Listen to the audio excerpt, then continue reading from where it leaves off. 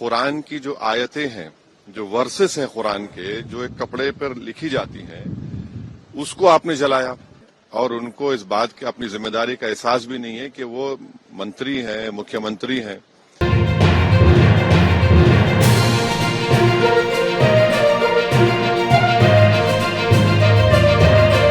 देखिए, पिछले चंद हफ्तों से जो स्टेटमेंट्स महाराष्ट्र के सरकार के मिनिस्टर्स और चीफ मिनिस्टर तरफ से आ रहे हैं, उसको देखने की जरूरत है। और सबसे बड़ा प्रोवोकेशन तो वो सत्ता में है, गवर्नमेंट में है, और गवर्नमेंट प्रोवोकेटिव स्टेटमेंट्स दे रही है। और बड़ा अफसोसनाक है, आप देख लीजिए, पिछले 4-5 दिन पुराना स्टेटमेंट उठाकर देख लीजिए, तो ये वो खुद प्रोवोकेशन किए और उनको इस बात की अपनी जिम्मेदारी का एहसास भी नहीं है कि वो मंत्री हैं, मुख्यमंत्री हैं। और दूसरी बात यह है कि आपने कई तस्वीर किसी बादशाह के बनाकर जलाए पूरे महाराष्ट्र में, कोई रिएक्शन नहीं हुआ, तो आपको तकलीफ हो गई। तो आपने क्या किया कि कुरान की जो आयतें हैं, जो वर्सेस हैं कुरान के, जो एक कपड़े पर लिखी जाती हैं, उसको आपने जलाया।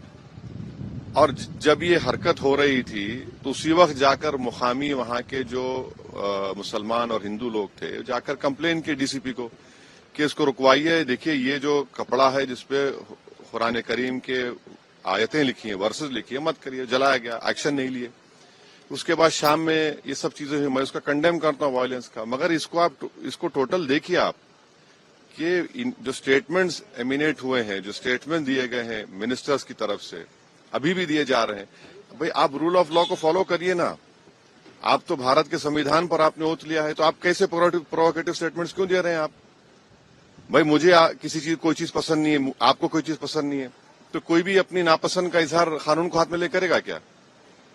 ये देखने की जरूरत है। तो ये बहुत गलत हो रहा है, सरकार की जिम्मेदारी है, ये सरकार की गलती है, इंटेलिजेंस की फेलियर है।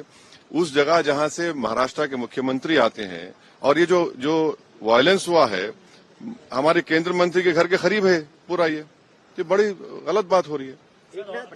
जो आप सत्ता में हैं, आपके जो आइडियोलॉजी है उसको बाजू रखिए। आपकी आइडियोलॉजी होने चाहिए भारत का कॉन्स्टिट्यूशन और रूल ऑफ लॉ को अपहोल्ड करना। 6 दिसंबर 1992 को क्या हुआ, और उसके बाद सुप्रीम कोर्ट ने उसको एग्रीगेस एक्ट कहा है।